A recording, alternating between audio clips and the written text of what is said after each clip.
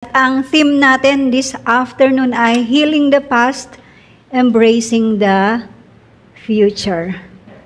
Ang past wounds natin, kapag hindi ito na-heal, it will cause us to dwell in the past, hindering us to moving forward.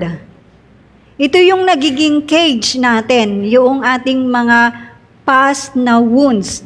What I mean na wounds dito ay hindi siya physical na wounds, kundi emotional wounds or yung sugat natin sa ating emotion. Ito ay nagiging cage natin, ito ay yung nagiging hawla natin kapag ito ay hindi na-deal, hindi na-mend yung ating mga broken hearts, ay nagdedwell tayo sa past at yun yung naghihinder sa atin para mag-look forward at mag-move forward. By letting go, si Philemon, he could look forward and embrace the future. Kung ang ating wounds ay na-heal, we have the strength to look forward and embrace our future. Kasi wala tayong hawla na siyang nagpipigil sa atin. So ano nga ba ang matututunan natin sa buhay ni Philemon? Walang iba kundi ang forgiveness. Ang salitang ito, madalas nating sinasabi sa kapwa natin, forgive, forgive. Kung kayo ay nag-a-advise, lagi nating sinasabi, forgive, forgive. Actually, this word is easier said than done. Tama ba? Nag-a-agree ba kayo? Madali siyang sabihin, pero ang hirap niyang gawin. Kung tayo ay magiging honest sa ating sarili, without God's grace, hindi talaga natin ito magagawa kasi wala tayo talagang kapasidad na gawin ang bagay na ito without the helping hand of God sa ating buhay. But then if we have God's grace, although it is hard, it is difficult to apply, pero magagawa natin ito sa tulong ng Diyos. Tingnan natin ang verse 17 and 18 ng Philemon. Kaya kung itinuturing mong akong kamanggagawa sa Panginoon, tanggapin mo siya na parang ako ang iyong tinanggap. Verse 18, kung siya man ay nagkasala o nagkautang sa'yo, ako na lamang ang singilin mo. Si Philemon ay pinagnakawan or ginawan ng hindi maganda nitong si Onesimus bago siya tumakas papunta ng Roma at na-meet si Apostle Paul.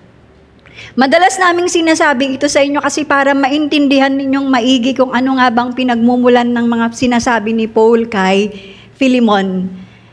Si Philemon ay meron siyang karapatan na magalit at parusahan itong kanyang runaway na slave na to. Meron siyang karapatan kasi alam naman natin ang slave nung time na yun ay legally na pagmamayari nila, property nila ito, so pwede nilang gawin kung ano yung dapat nilang, yung kanilang gagawin sa mga runaway na mga slaves na ito. At hindi lamang basta runaway na slave itong si Onesimus, kundi ginawan pa niya ng hindi maganda itong si Philemon. So meron siyang right, meron siyang karapatan na parusahan at magalit sa taong ito. Pero ipinakiusap ni Apostle Paul na patawarin niya ang taong ito at hindi lamang niya basta patawarin, kundi tanggapin niya ito bilang kapatid sa Panginoon dahil si Onesimus, alam natin na before siya na pinabalik ni Apostle Paul, ay nakakilala siya sa Panginoon at naging helpful na co-worker ni Apostle Paul itong si Onesimus. Kaya ipinapakiusap niya, natanggapin mo siya hindi na lamang basta iyong alipin, kundi bilang kapatid na sa Panginoon. Ang ating pagpapatawad ay pagpapakita na mas mahalaga sa atin ang relationship natin sa Diyos at sa ating kapwa kaysa yung ating karapatan at ang ating kagustuhan na mag-revenge. Kung tayo ay nagpapatawad, ito'y lamang ay pagsasabi natin na, Lord, mas mahalaga ang relationship ko sa iyo at kapwa ko kaysa yung aking rights. Pero kung tayo, ang ating ipinaglalaban, karapatan ko yun sinaktan niya ako dapat lamang akong gumanti. Yun ang ibig ng ating laman. Tandaan natin, yun ang ibig ng ating laman. Pero ang binagong buhay ng Panginoon, ang ibig nito ay walang iba, kundi ang kanyang relationship sa Diyos at ang kanyang relationship sa kapwa at ang masunod ang commandments ng Diyos na magpatawad. Alam naman natin sa kabuuan ng story na si Philemon ay sinunod niya ang sinabi ni Apostle Paul na patawarin itong si Onesimus. Wala siyang explicit or wala yung actual na sinabing pinatawad siya, pero by the fact na kasama ito sa canon, sa scripture, ibig sabihin, ginawa ni Philemon ang iniutos ni Paul na siya ay magpatawad. Dahil kung hindi niya ginawa yun, pinunit niya yung sulat na yun at hindi sana kasama ito sa scripture ngayon. So, ginawa ito ni Philemon.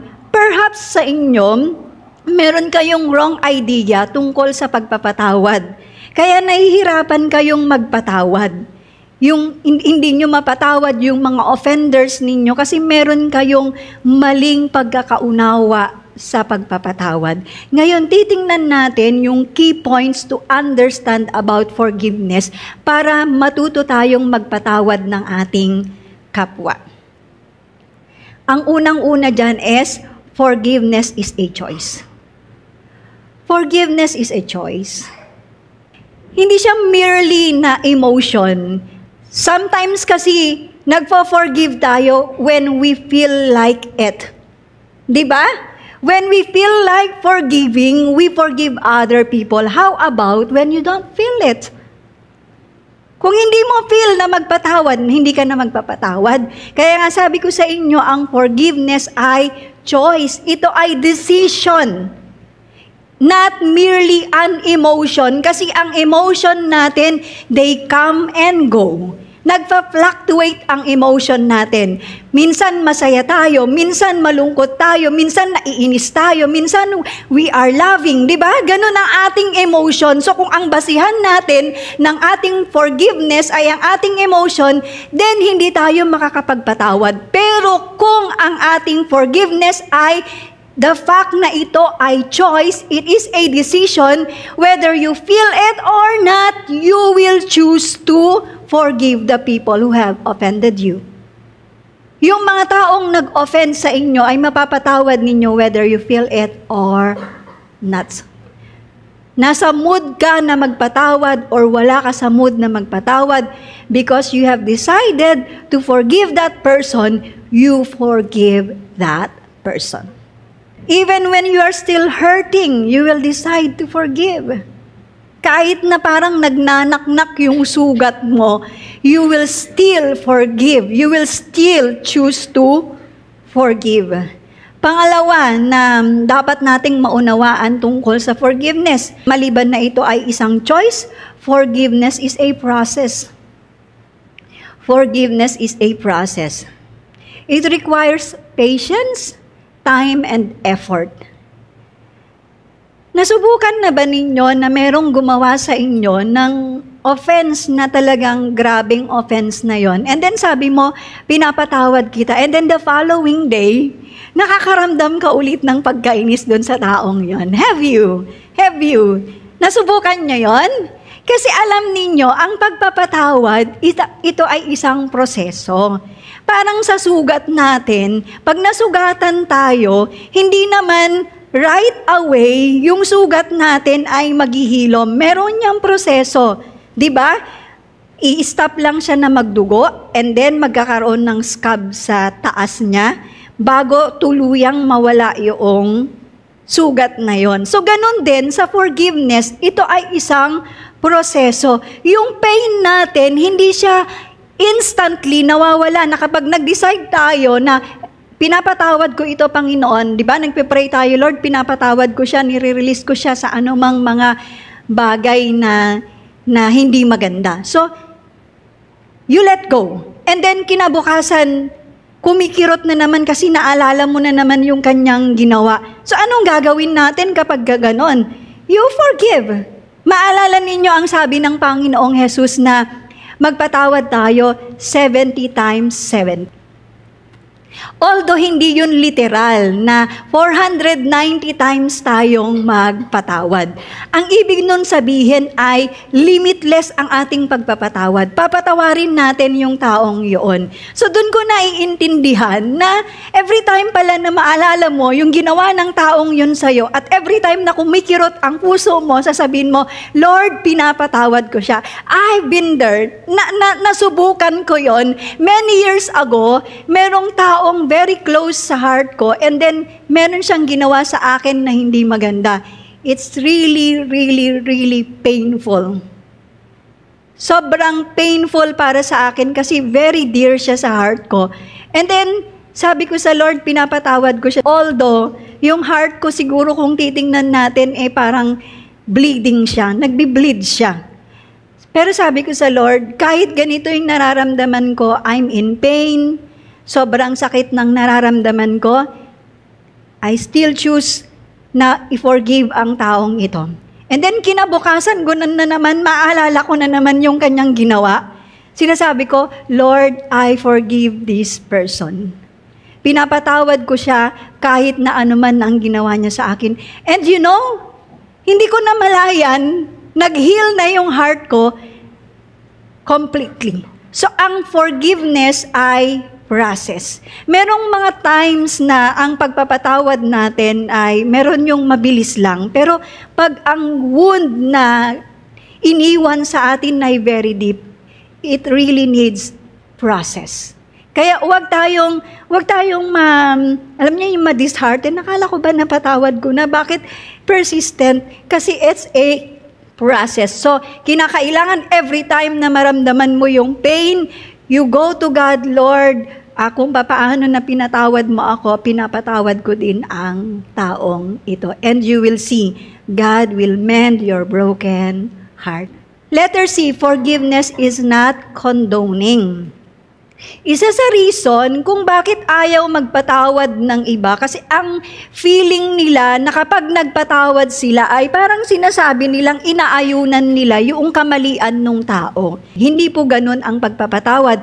Dahil ang ating Diyos, pinatawad niya tayo sa ating mga kasalanan, but then He requires us to change our ways.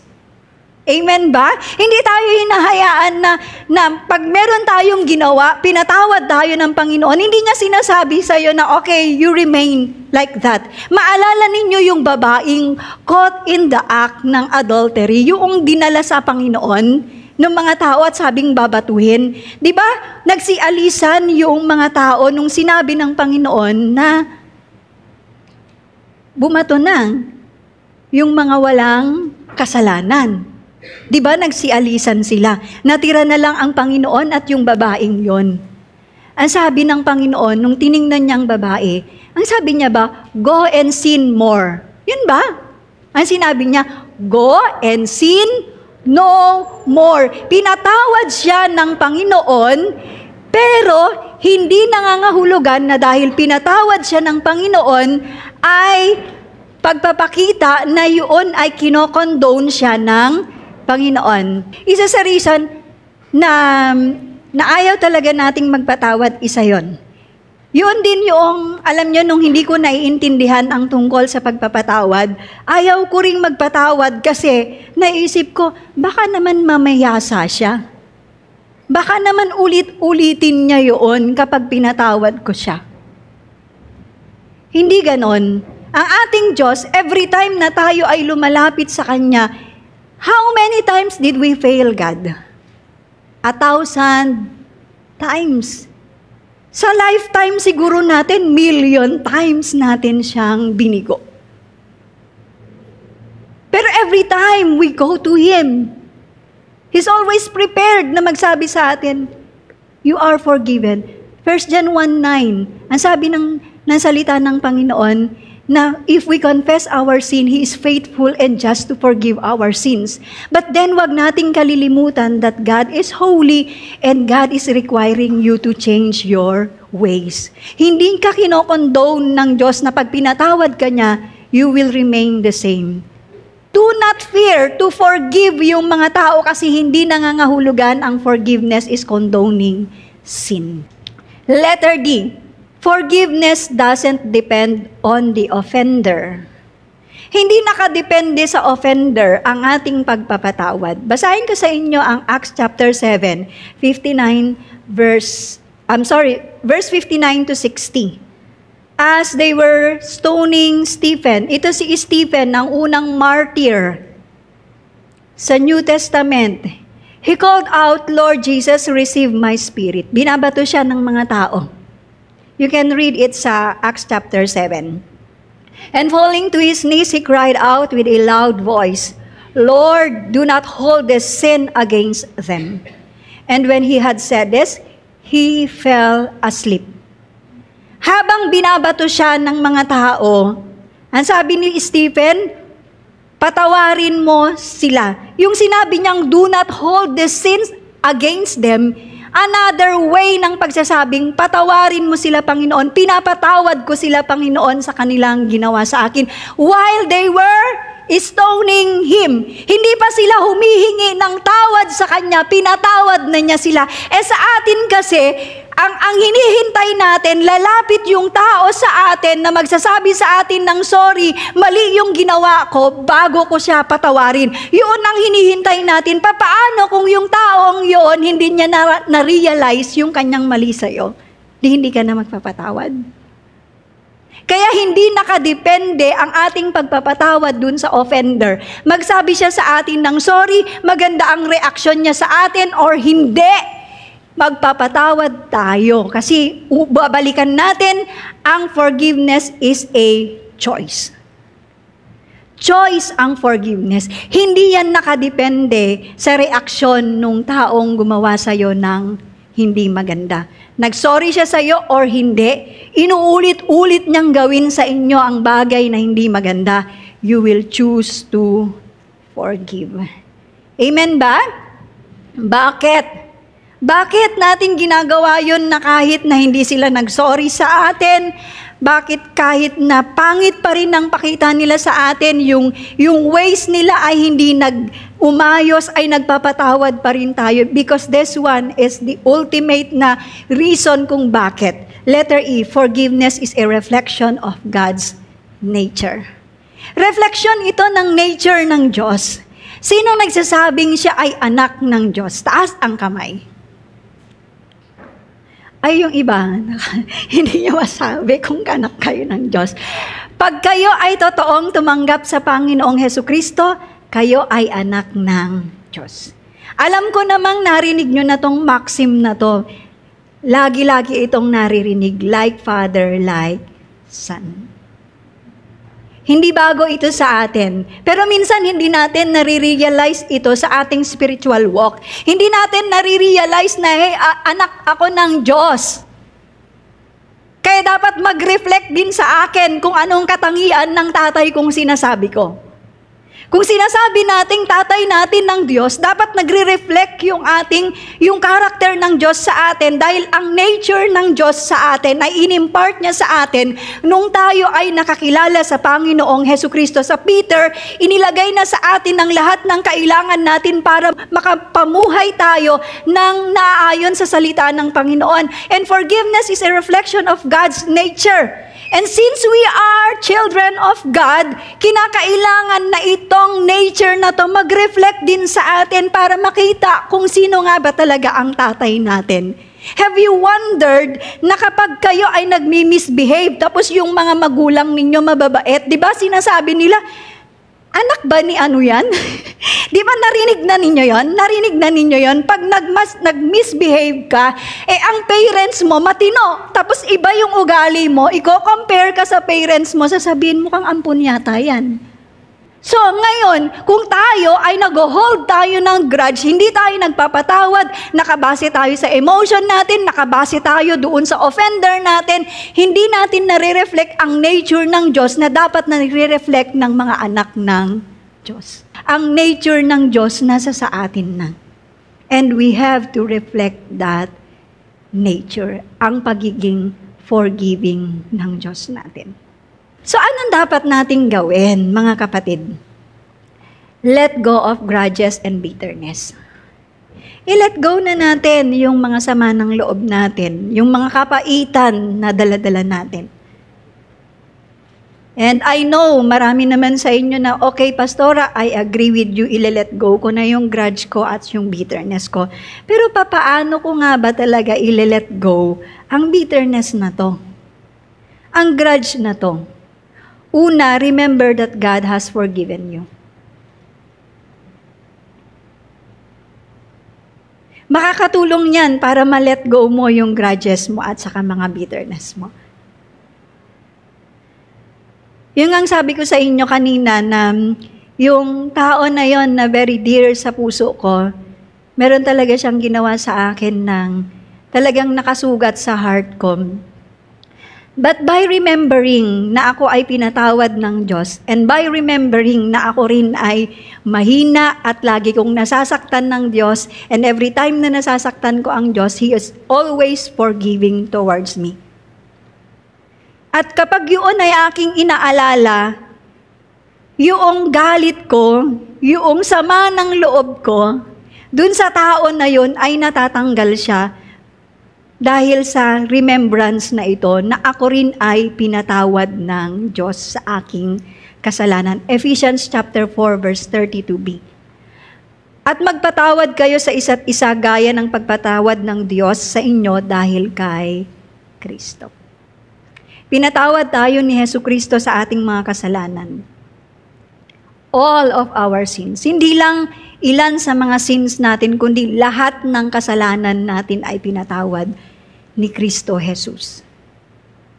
Kasi maraming nagsasabi, ganito, okay, Pastora, I will let go yung mga sins ng mga, or yung offense ng ibang tao na mababaw lang, pero yung mabigat na offense, I will still hold ang grudge. Ang Panginoong Jesus, lahat ng kasalanan natin, pinatawad niya. Kahit, Pastora, yung sobrang sama na kasalanan, pinatawad niya? Yes. Maalala ninyo yung dalawang kriminal sa kanan at sa kaliwa ng Panginoong Jesus? Yung isa doon, magnanakaw, yung isa ay mamamatay tao. Anong sabi nung isa? Panginoon, alalahanin mo ako pag naghahari ka na. Anong sabi ng Panginoon? Ngayon din, isasama kita sa paraiso. Pagsasabi lamang yun na napatawad ang kanyang kasalanan. Gaano man kalaki, kaliit, kalalim, or kalawak ang ating kasalanan ay pinatawad ng Panginoon. Wala siyang pinili. Walang pinili ang Diyos na, ito lang magaan na kasalanan mo ay patatawarin ko, pero yung mabigat, hindi ko patatawarin yan. No. Mabigat, magaan na kasalanan natin, pinatawad yan ng Panginoon doon sa krus. Binayaran niya ang penalty ng ating kasalanan. Ito lamang ay pagpapakita sa atin na tayong mga kumilala sa Kanya, binigyan niya rin tayo ng kakayanan na magpatawad anumang uring kasalanan ang gawin sa atin ng tao. Magaan yan or mabigat. Kasi maaring sinasagot niyo ako sa isipan ninyo ngayon, Pastora, hindi mo alam kung gaano kasakit ang aking naramdaman. Naramdaman niyo ba kung gaano kasakit ang naramdaman ng ating Panginoong Hesus? Wala siyang kasalanan. And yet, inako niya ang lahat ng ating kasalanan. Lahat ng sin ng buong mundo. Past, present, and future. Ilagay ba sa iyo ang lahat ng penalty ng sin? Kaya nyo? Kaya nyo? And yet, God took all of that. Pero sa atin, very minor lang yung mga offenses sa atin. Pero para bang yung mga grudges natin, hinohold natin siya na parang kayamanan mawawala. Parang kayamanan na sobrang very dear sa atin. Hindi yan kayamanan, kapatid. Yung sama ng loob, yan ay basurang. Itapon mo na. Paano mo itatapon? Magpatawad. Remember that God has forgiven you. Pero kung nakakalimutan mong pinatawad ka ng Diyos, hindi ka talaga magpapatawad. Maalala ninyo yung parable nung lalaki na pinatawad ang kanyang milyong-milyong utang? Ngayon, nung natanggap niya yung patawad na yun or yung kapatawaran na yun, nakita niya ang isang kapwa niya, servant, na nagkautang ng ilang libo lamang sa kanya. Anong ginawa niya? Hinablot niya, dinala niya sa kulungan. Ungrateful. Nakalimutan niya yung milyong-milyong utang niya na pinatawad. Ganon tayo pag hindi tayo nagpapatawad, tayo ay ungrateful. Pinatawad ang napakarami nating offenses, pero yung konti lamang na offense ng atin or offenses ng ating kapwa sa atin, parang gusto nating dalhin hanggang sa hukay. Hindi dapat ganon. Ungrateful ka ba? Tanungin mo sa katabi mo. Kayo lang po ang makakasagot niyan. I-check din ninyo yung heart ninyo kung baka meron pa kayong hinohold na grudge. Letter B, do not seek revenge. Do not seek revenge. Leviticus 19:18. Do not seek revenge or bear a grudge against anyone among your people, but love your neighbor as yourself. I am the Lord. Ang love is the antidote to the poison of revenge. Ito ay ito ay antidote. Alam niyo antidote pangontra sa poison ng revenge. When love is present, revenge will have no room. Pag ang love ay present sa iyong heart, wala nang pwesto ang revenge. Kaya sinabi ng Panginoon, but love your neighbor as yourself. Makita pa natin yan na hindi lamang basta love. Love your neighbor as yourself. Kung mahal ninyo ang sarili ninyo, you will not harm yourself. Hindi nyo magawang saktan ng sarili nyo kasi mahal nyo. So, ito, kung mahal natin ang ating kapwa, katulad na ating sarili, sabi ko nga sa inyo, kung nandoon ang love, walang room ng revenge. Dahil mahal mo ang kapwa mo, as you love yourself, pag yan ay nakagawa sa'yo ng hindi maganda, walang room ang revenge. You will not get even. You will not get even. Hindi mo maiisip na, hey, gagantihan kita. Katulad nga yung sabi ko sa inyo, the person that was really dear sa heart ko, sa kanya hindi ko siya gagawan ng hindi maganda. Although I was hurting. Because I love that person. Amen? At ano nga ba ang love? Tingnan nga natin sa 1 Corinthians 13:5. Ito yung meaning ng love. Actually, marami yan, pero titingnan lang natin itong part na ito. Love keeps no record of wrongs. Wala yung listahan ng kamalian.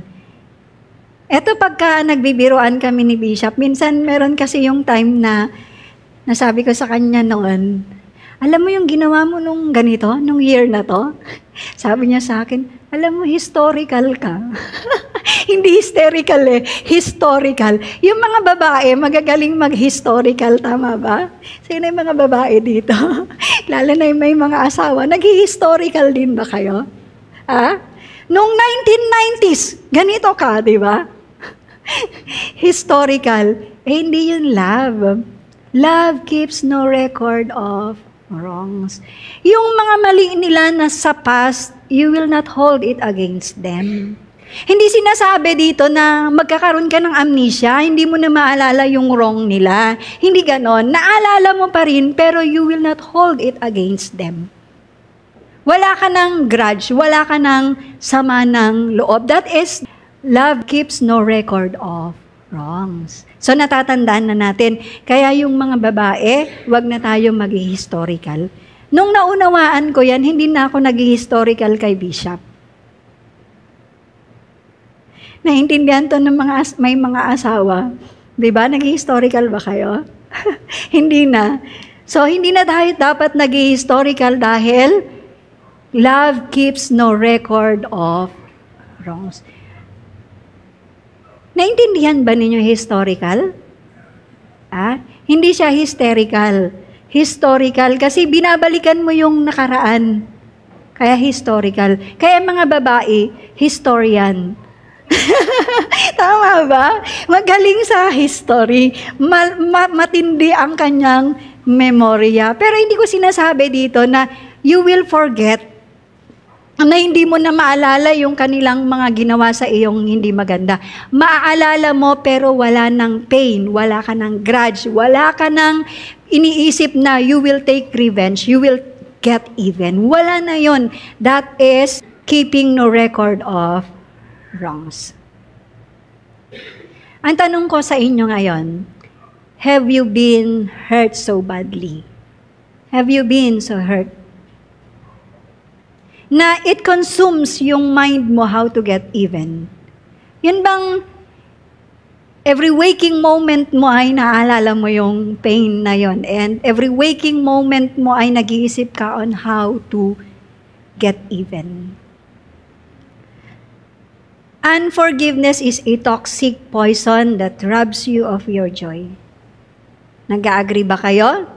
Every time naaalala ninyo yung ginawa sa inyo, nawawala yung joy ninyo. Nag-e-evaporate. Naiiba yung mood ninyo.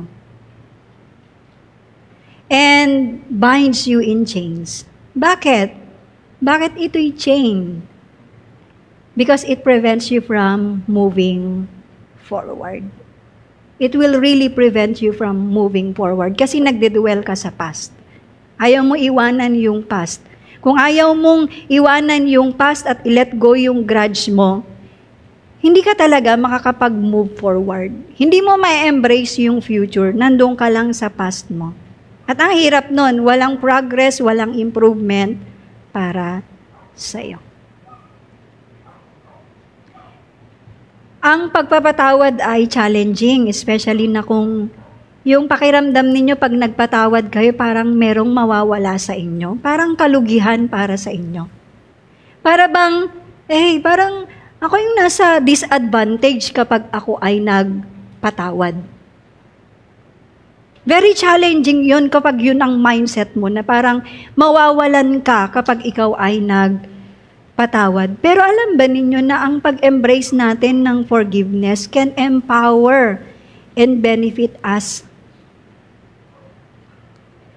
Nare-release yung weight ng grudges natin at tayo ay nahihil sa ating mga pain at nakakapag-move forward tayo. Narinig ko ang ganito. Sabi niya, forgiving is setting yourself free.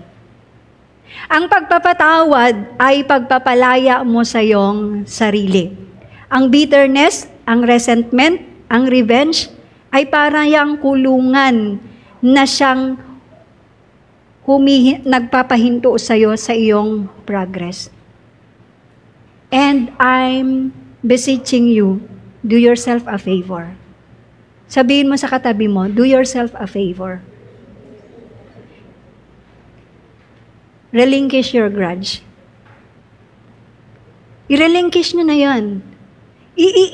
I-let go na ninyo yan at palayain na ninyo ang inyong sarili. When you forgive, you are actually doing yourself a favor. Para sa atin ang pagpapatawad. Para hindi tayo nakakulong. Hindi tayo prisoner ng hatred at ng revenge. Madilim ang prison walls ng revenge at ng bitterness.